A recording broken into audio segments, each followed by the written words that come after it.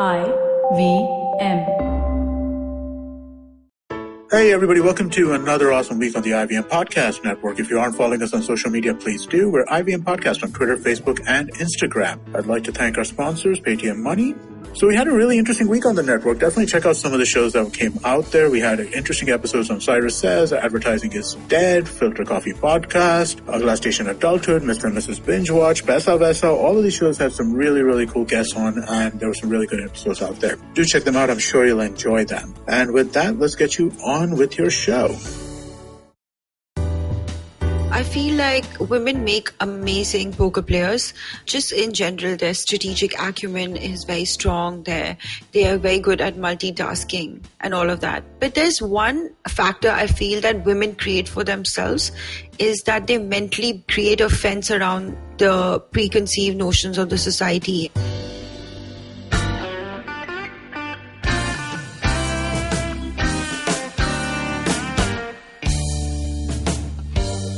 Hello and welcome to the Filter Coffee Podcast.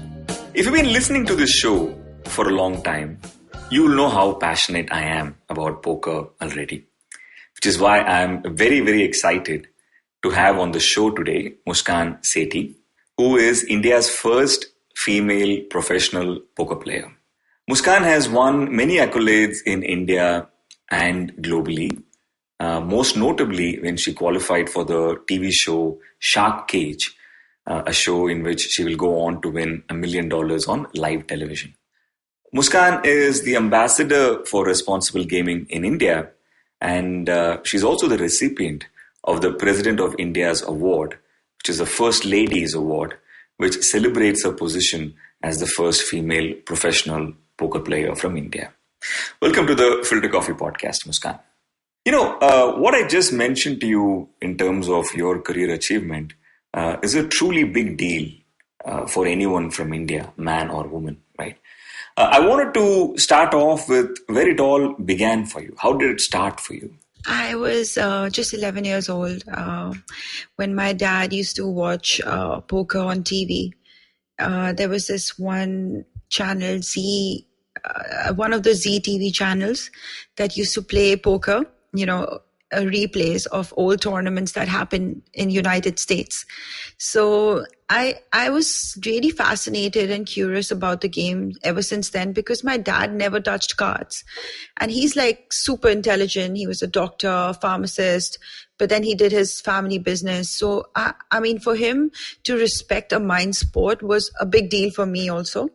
That why does he respect it so much? And I was generally fascinated to mentally stimulating games throughout my childhood.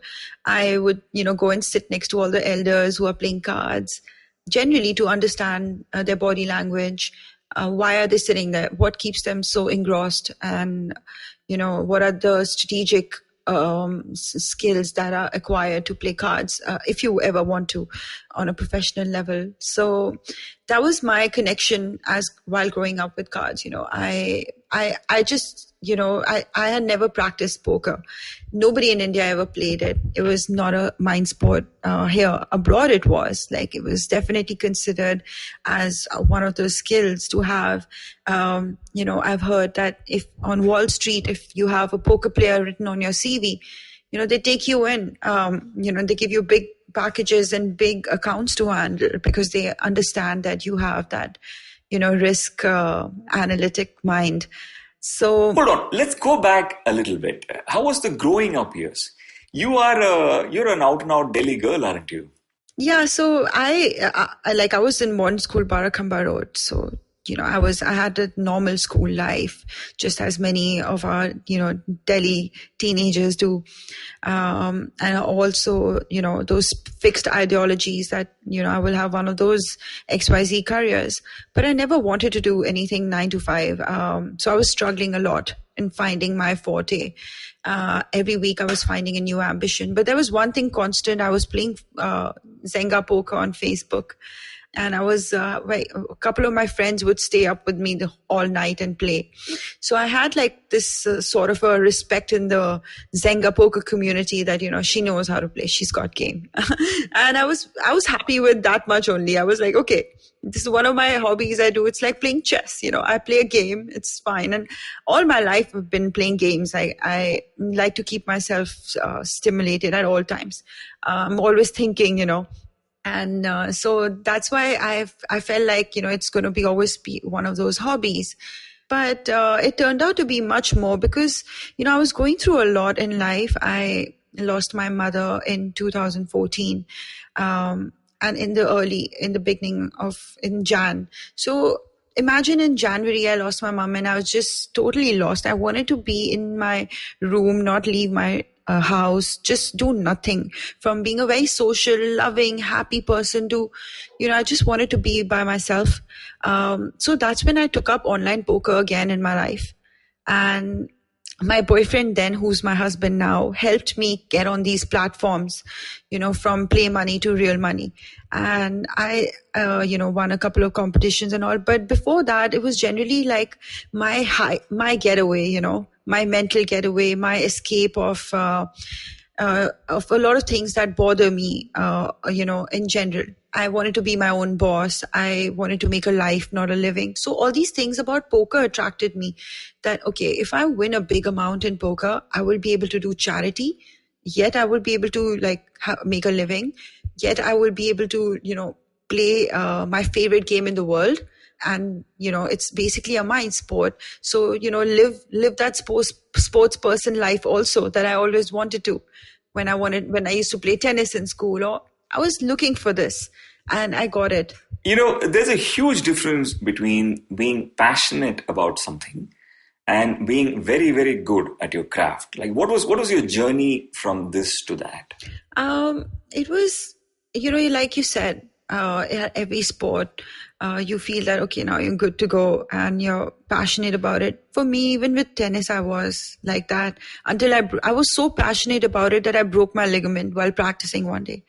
And I was devastated that, okay, there was one thing I loved and I would not be able to pursue that, professionally, because doctors had told me that, you cannot strain yourself and all of that. So for me, only like that hunger was always there. And when I found poker, I wasn't ready to let go until I proved myself. I played a very small free roll tournament and I ended up going on a TV show, which was for amateurs. So, they put one loose cannon between big pros. And if you win... is this the one in Spain? It was in Barcelona. It came on Channel 4 in UK. It was a very big TV show by poker stars. And I had just started playing on it and, I deposited and I entered a competition and I ended up winning that competition. And it was a big deal to even win that because, there was like 100,000 plus entries. And it was like a lot of steps to go. So for an amateur player to get through that also was a big deal. And then I imagined going to Barcelona on my own, everything. Like I missed my mother so much when I was there because I'm pretty sure all these things that I did, she would have enjoyed so much. How old were you then? 25. Had you been to Spain before this ever? Were you familiar with the place? Never. Because I was always studying, when I was in school, I was always studying. Then when I was in college life, I was always like, here and there, but in India, traveling within India. Then when it is only because of poker that I started traveling. And then I ended up seeing the whole world almost, there are... At this point, have you traveled alone internationally before this ever? No, not really. I had been to London. I'd been to like a few places, but that was the first time I had gone on my own abroad alone. Yeah. Even though I did invite I was dating with my boyfriend that time, right? So I did invite him. So he somehow, I don't know what happened to him. He somehow missed that flight. So I was like I was like all alone when I went there. And then he surprised me after 3 days, just before my show was starting. So it was quite like a movie going on, in my life, that what is going on? Nobody in my country has ever done these things before. And here you are in an unfamiliar country, swimming with card sharks, literally. Were the other players on the show hardcore professionals? Yeah, it was like, okay, this show was like they put one loose cannon in between all pros, and it's like winner takes all. So whoever comes first gets $1 million. And I came second in my first round. Oh, that must have really hurt. Oh, it was so painful. But the best part about the show was that I was able to play with such big professionals who were accomplished, renowned players. And I was sitting with them. They were my idols. I used to see them on YouTube playing poker. And then I was right there sitting next to them. It was like, I'm sure I'm here for a reason, When even when I lost that and everything, I did not, I thought that firstly, I'm going to win this only because God wants me to do charity. Like that was my mission, that in case I ever win this $1 million, I will do a lot of charity, and I will show poker players what they should do with their millions. And I want to show the world what you should do. I ended up not winning that. But when I came back to India, a lot of doors opened for me, The poker industry, there was already an existing poker industry here in India, which I had no idea about, because I was the first female. So, even they had never seen someone like me take poker so seriously. So they invited me in the community. There was a very warm welcome, and I learned a lot, from there on. Let's step back for a moment here. You talk about the poker movement in India, but to be honest, it is nowhere there yet, right? In the US and much of Europe, poker is much closer to home for someone, right? People start with kitchen games at home, which happens very frequently, right? Unlike our Diwali Teen Patti games. People sort of hone their skills from there, and then they go to local tournaments. And then there are professional casinos, and then finally there is the online world. So by the time a player goes to a televised show, there is years of practice which has helped them hone their skills. This entire phase seems to be completely non-existent in your case, isn't it? I am so impressed by you that you realize that. That Indian poker players do not have enough experience as abroad. And, that shows that, you did play a lot of poker in your past, Karthik. But coming to that point, I do agree with you. We have not even like 5% or 2% of the experience international players have. But there's a lot of free information out there online. And if you're serious about the game, you can study online and implement it. This game is all about putting volume. So as much as you play, you'll get better. And I'm also the ambassador for responsible gaming in India. So I encourage people to follow bankroll management, simple bankroll management. Just, it's like risk versus reward, risk minimum and go for maximum rewards. So, play as many tournaments as you can with your disposable income, which means play very, very micro stakes. If you're good, you'll anyway make so much money that you will swim up the stakes.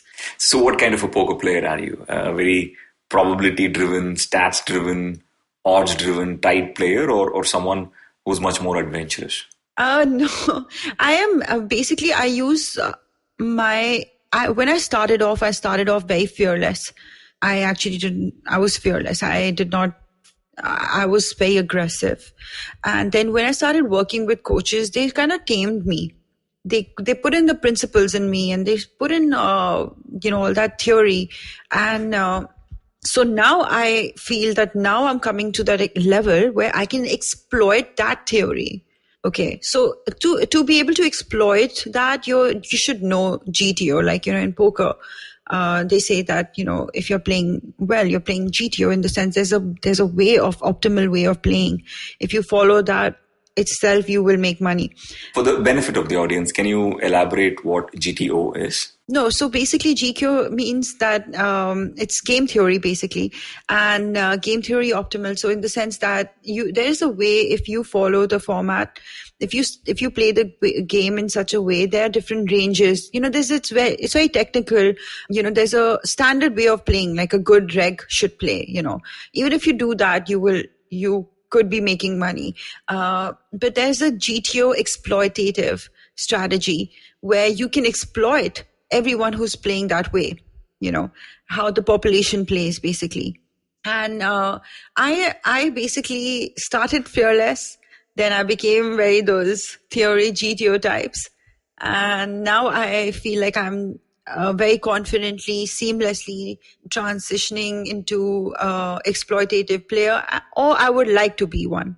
That is my goal. My goal is to be a very fearless, aggressive, yet timely aggressive player, someone who's very balanced. I do not believe in being predictable, being just tight or being loose. And the best thing about being a woman, a poker player, is that, like you said, that you might assume I'm a tight player, so I can misuse my table image. You mentioned coaches. At what point in one's career do you engage with a coach, and what exactly does he or she help you with? Okay, so before you even approach a poker coach, you need to grasp all the free information online. You need to be playing normally. And then when you get a coach, you could be at any level. You could even be someone who wants to learn from scratch. You give your goals to your coach. And then your coach basically, when we play, we save our hand histories. There's an automatic way of doing that. So we basically run our hand histories, like every hand that we played during our session. We go through those hands with our coaches and we go over different strategies and different points. So we consider every position, how we play each hand from each position, and, at different scenarios, different stack sizes, how to work with everything. There are 3 stages in a tournament: early, middle, late. Understanding all the stages in tournaments, understanding, he will help you with your bankroll. You could tell him, how much your bankroll is, and he could help you plan a schedule. He could also, if your coach basically gives you the confidence, to be making. So in poker, if sometimes there's something we need to deal with, it's called variance. So variance is basically, that one randomness of, even if though you had a better hand, but then, that one card that can make the other person win, and then they win. And, I have aces, you have kings, and a king comes, that randomness of poker. So our coaches teach us how to deal with that as well. So in the end, there's no room for luck. It's all math, skill, planning, strategy. That's what we are doing. That's what we are working with. We're working with numbers. So Muskan, I want to ask you, what does poker mean to you in life? To be honest, like the moment I came back to India, and it was like, it became my happiness, my only source of happiness, in the sense I was like, the way I feel on a poker table or when I'm playing a tournament online, it's very hard to describe. It's more than, the game is bigger than me. And I respect it a lot, and I want to do very big things in this sport, which no Indian has ever done. So for that, I have to also work as hard as nobody has ever done before. So it really is about all of that. And sometimes I feel that, your destiny chooses you. And I feel that similarly, those kind of things were happening for me in poker. It was giving me independence. It gave me so much that, and it also gave me a platform to prove my mettle, which no other sport or no other career gives you or gives a woman. So it was really special for me from the start. And there were many tipping points. Like a lot of times I even doubted myself, and I felt like, what am I doing? I'm supposed to make my parents proud, and am I doing the right thing? And, I only made them more proud. Everyone, like I ended up getting an award from the President of India. And when that happened, it was like my life had a meaning, whatever I was doing, whatever I was going through, all the social banter, everything else that I felt that I might be on a wrong track. It all made sense. And it was a big, boost. And, now I'm very confident that I will grow old doing this. Like I'll be playing poker all my life, and I'm very confident to pursue this as a career. There are no doubts. You spoke about being a woman on a table. Mm-hmm. However, growing up in a country like India, you must have come across a lot of taboos in terms of not just being a woman, but being in a sport that unfortunately many equate with gambling, among other things, isn't it? Was this a huge challenge for you? I don't think so. I feel like women make amazing poker players. Just in general, their strategic acumen is very strong. They are very good at multitasking and all of that. But there's one factor I feel that women create for themselves is that they mentally create a fence around the preconceived notions of the society and the taboo, the stigma, everything that they feel that, they themselves, if they themselves associate poker with gambling, then it'll be very hard for them to take this as a mind sport and, go out there and compete in a competition or a tournament. So it's something that they have created for themselves, this block. Because when I came to the poker world, it was nothing like that.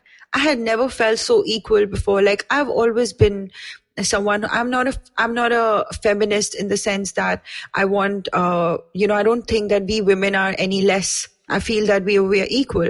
You don't have to strengthen us anymore because we are already very strong, and it's just the perception of how, nowadays people think that, empower women. Women are already powerful. They've gone through everything themselves all these years. They've gone through restrictions, they've gone through all these barriers that society puts on them. Like I remember growing up and being very scared of one day being, put in this position that I'll have to one day choose between my career and family. When I'll be a mother or when I'll be a wife, like I'll have to, choose between what I am passionate about or whether I want to be 100% good mom or a homemaker. I was very scared about that.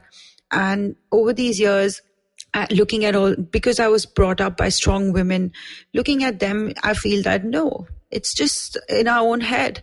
We can actually have a beautiful, balanced life and, basically be the person that puts a smile on everyone's face while having that sense of peace in ourselves too. And that contentment that, I'm doing what I like and I'm passionate about it. So, when I entered the poker world, everyone gave me a very, very like a helping hand in the sense there were other women. I didn't even know there were more women in this sport. And, now we all work together. We all, talk. We all like share, this beautiful friendship where we share a common passion. It's like that between women and even men. They do not underestimate you any longer. It's their own loss if they underestimate you, because then women can totally take advantage of that. As, if their player profile is weak, they can totally exploit that and take a lot of money from you. So in general, men have learned their lesson and they do not mess with us. This is one place where age has no bar, gender has no bar.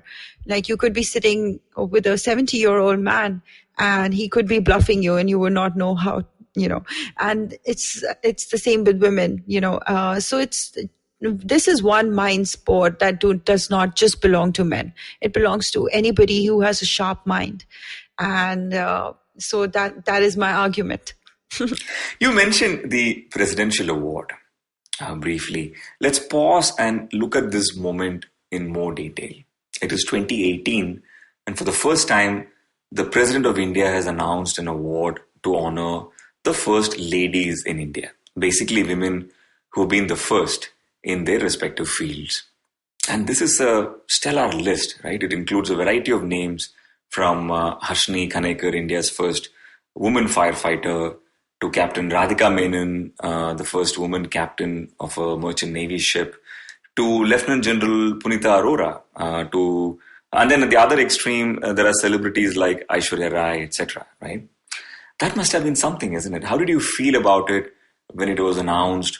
Was it a sort of a validation moment for you? Yeah, it was such a big surprise. I actually thought that it's a joke. I did not believe myself. And for the longest time, they were they were postponing the event. So I kept thinking that now it's cancelled. Now it'll never happen. It was just, it was never meant to happen. I just could not believe it till the day I was in Rashtrapati Bhavan. And it was just so amazing. They gave us a tour. They gave us so much respect. And just sitting with those women, I realized that my struggles are nothing. Who all did you meet at the event? There was Aishwarya Rai. I was sitting with, because she became the first judge, Indian judge, in Cannes Film Festival. I was sitting with Deepa Karmakar, who's a gymnastic. Even PV Sindhu was awarded, but I'm not sure if she was there that day. There were a lot of women. There was the first Formula F1 racer driver also there. There were first woman in cinema. There was Kalpana Chawla's family there because she is the first woman in space. I met so many people. Oh my God. Those women there was some electrifying energy just being the first chess grandmaster of India. Just sitting with these women, I felt so strong, and I felt like my excuses and my hurdles in life is nothing. I have no excuse for not doing what I want to do in my life, and it's going to be all on me. It's everything in life. I feel, Karthik, is such a learning experience, It's not really about the destination. It's just this journey. And you won't believe it. I am still on a journey. I'm not even 30% of the poker player I wish to be. I want to be the best version of myself. And I am trying my best to be worthy of the award that was given to me that day by the President of India. I don't just want to be India's first female poker player. I want to be India's best, poker player, or the world's best. I want to be out there and do what I will love. And I do not see any reason why I will not succeed if I don't put in the hard work. And that is something that keeps me going. I want to do this for my parents. I want to be so strong that I'm able to support those unfortunate people. I have a lot of causes that are close to my heart. I am a dog lover. I have a community for dogs. It's called Doggy Doo. You mentioned that you're hardly 30% in your journey, but you've come so far. You've blazed a trail that anybody can be really proud of, right? What would you tell an aspiring player, man or woman, listening to this show today? The only thing I want them to be inspired by is that I followed my passion and I put in the hard work. And I'm able to make money from home, where I'm able to be with my family. I'm able to take care of, everything around me, yet be able to be creative, paint, meditate, do yoga. At the same time, I'm able to work from home. I've created such a beautiful life for myself that I feel that is something people should really strive for, instead of aimlessly working 9 to 5 and having no purpose in life and having, I'm not shaming, the corporate world. I have immense respect for them because, they keep things going for us. But I feel that, there's a lot that we are missing out on, by neglecting ourselves, by working so hard that we miss out on the beauty and the creativity in life. So similarly, this game of poker is a very beautiful game. It teaches you a lot, and it evolves you as a person as well. When you get out of line, or when you're not disciplined, you'll start seeing that your poker results are also getting bad. So you automatically become balanced, you automatically become disciplined, and you want to work hard and you start putting in that quality effort, instead of just pushing yourself. It wakes up your consciousness, and, it makes you work on your gut feeling. It makes you work on your decision-making skills, your risk management. It gives you a lot of skills that you can transfer in your life. patience. There's a lot that poker teaches you that makes you a better person as well. In future, when you make investments, when you handle relationships, you will know how to prioritize things just because you're a good poker player or a decent one. You're also a mentor to several budding players, right? I'm a mentor for Delhi diehards, and when we have the league happening, I do a boot camp, and I coach them before, and I tell them to play fearless. I tell them to I'm actually open to anybody who wants to learn the game. But if you want to get really better, then I myself have coaches, because it's in this game, you're always a student. Like, when you're a doctor or a pilot, you're constantly studying, and you're getting with the new, with the world. You're getting along with the new. So similarly, there are nowadays there are softwares, there are poker training sites. There's so much that even the average player is a good player now. So to beat the average player, you have to be extraordinary. Otherwise, you have no chance. So every sport needs a league structure, isn't it? Like cricket has a club level league from where selectors pick for the Ranji Trophy. And then internationally, the culmination of all of this is the Test Championships. Similarly, for football, there are national and international leagues. How does the league system work today for poker?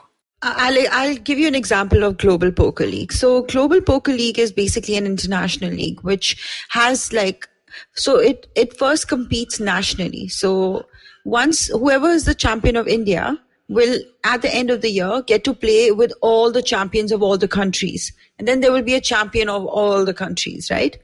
So I'll break it down to you on a national level, how it works. There are pros and there are qualifiers. That's how I started my career. Imagine I was a qualifier for a TV show back in the day. So similarly, a qualifier does not need to have experience or any professional experience. He can be somebody who knows the basics, okay, and they are able to get in through tournaments that are hosted. So when you are updated by a league, you will know the dates that, okay, there's so-and-so tournament is happening on this site, or so-and-so tournament is happening live. You go compete in those tournaments and you get yourself in the league as a qualifier. Similarly, if you're a pro, you apply as a pro. In that, you have to have some accomplishments. You have to have been putting volume. You need to be someone. Then there's a wild card. Wild card is somebody who the pro, who I as a team manager will choose on my own. That who is my wild card? Like, who will be that? I could even bring the world's best player. It's up to me. So what happens is that this is how the players are categorized, and then they play together. So so everyone takes their position as a pro, as a qualifier. Everyone gets in the league, and then when the teams are formed, everyone picks their players. Like you mentioned, in cricket, you replay the tapes and then you pick the players. Similarly, in poker, in this league system, we sit and play, judge the performance of all the players. Which player is most likely to make me win the league. So then I pick up on those guys, and then that's how all the mentors, they form a team. Consists of one or two qualifiers, one or two pros, and then one wild card. And then you're there as a mentor yourself. That's how generally a league is formed. So what is the currency in these leagues, like batting averages, runs, and wickets? Is the number of tournament wins or pot value or something the currency? Not really. It's when you're basically a professional poker player, you need to have some sort of results. So that is something that we look into when we are selecting professionals. Wildcards is like a totally random pick. It's like we pick the elite players, players who have probably retired now, but they are still really good. So there's a different kind of a thing like that. But the main thing that I want to tell you about leagues is that when everyone comes together, there's a boot camp that happens in the beginning. And that boot camp is basically the qualifiers are exposed with the pros, and they are exposed to the biggest players in the game, right? And then that is a life-changing moment for those two qualifiers and their families who are watching at home as well, because they see their they see them pursuing their hobby in such a beautiful way that could actually be a career one day too. And that is what happened in my case as well. But the league is it reminds me more of football because, there are matches and matches and matches. And then the two best teams, they reach the finale. So it's more to do with football or cricket, like, how IPL was or how the World Cup runs. It's very similar to that. And the most beautiful thing is that once you become the champion in India, you get to compete with all the other champions across the world. So then you get to travel and you compete with them as well. It's like best of the best coming out there and competing. It's a beautiful sport, and there's so many aspects to it, starting from being a hobby to being an actual sport. Muskan, I want to speak with you about Chris Moneymaker, right? And I'm sure the name is familiar to you. In the early 2000s, I used to play a lot of poker and watch a lot of poker as well. And I got to tell you, back then, poker was not what it is today. It is not this popular at all, right? It was very quiet. There used to be a few games in the neighborhood, and there used to be very few televised events. And one of them was the World Series of Poker. And I can assure you, it is nothing comparable to the scale in which WSOP is today. It used to be a much, much smaller event with much fewer participants. And then this one year, I think it was 2002 or 2003, this guy who's an accountant who's played only, kitchen games up until then, goes on to win the World Series of Poker and take home $1 million. And I feel that sort of changed everything forever, right? I think the game changed forever. The scale changed forever.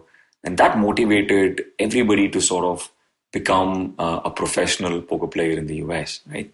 What is the equivalent for that in a country like India? Yes, Chris Moneymaker, it's like you can Google it. It's called the Moneymaker effect. That created a big boom in the US, and I feel the similar boom is coming to India as well, especially in these trying times of COVID-19. Everyone is at home and they're supposed to be safe and indoors.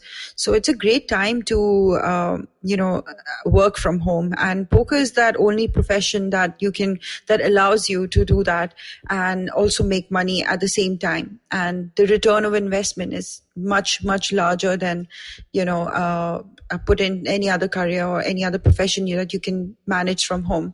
So definitely that boom is on its way. And I feel that the more mainstream it gets, the better it will be. And, that stigma is slowly wearing off the society as people are getting more open-minded and more intellectual.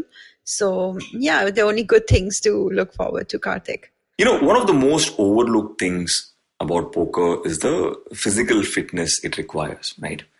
Vishwanathan Anand often speaks about what it takes from a fitness perspective to be able to concentrate for such long periods of time in a game like chess. And I feel the same applies to poker as well, maybe even to a higher degree, considering the emotional roller coaster that a tournament across many days can be. What is your fitness regimen? So to be a successful professional poker player, you have to put in long hours, very long sessions. So stamina obviously will be the key for that. Fitness, yoga, meditation is very important. But a general day of a poker player is basically playing, but more than they play, they study. They study their own game. So if they played for 1 hour, they spend 4 hours studying how they played that 1 hour. So it's mostly about that and, having a peace of mind around and a perfect balance of nutrition. And also because we are sitting on a chair at all times. So, making a point that we have blood circulation and we have that fitness going. So all of these things are very important and they make a poker player. I think that's what comes to mind. Thank you so much, Muskan. It was an absolute pleasure to have you on the show. Thank you so much, Karthik. It was so nice talking to you, and I hope you get back to your online poker gaming. And I'll see you soon at the tables. So that was our show. If you like this podcast, don't forget to check out other interesting podcasts on the IVM network. You can listen to us on the IVM Podcast app or ivmpodcasts.com. You can also follow us on our social media. We are at IVM Podcasts on Twitter and Instagram. And if you want to reach out to me, I am _Karthik. That's Karthik with an H on Twitter. And filter_coffee. That's coffee with a K on Instagram.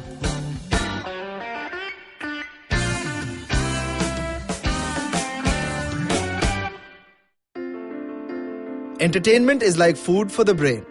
It's a window to culture and a great way to understand the world around us. The internet has changed what it means to be an entertainer, creating new storytellers with millions of fans. It has spawned a new breed, the story sellers, those behind the scenes creating the business for this ecosystem. They work with brands, platforms and channels who are keen to capitalize on an audience hungrier than ever for more stories. I'm Vineet Kanabar, and I have a ringside view to how stories are told and sold. On my show, I bring you creators, artists, executives, and marketers for a freewheeling conversation around the business of entertainment. Tune in to Storytellers and Story Sellers for personal stories, analysis, and criticism every Thursdays as I talk to the brightest minds telling or selling great stories today. Sachin Tendulkar, Virat Kohli, Don Bradman, and now Cyrus Brocha. Okay, probably not in the right company. I mean, Don Bradman is Australian. But it's called Cyrus Says, a wonderful show about everything. Find the show on the IVM Podcast app, ivmpodcast.com, or wherever you listen to podcasts.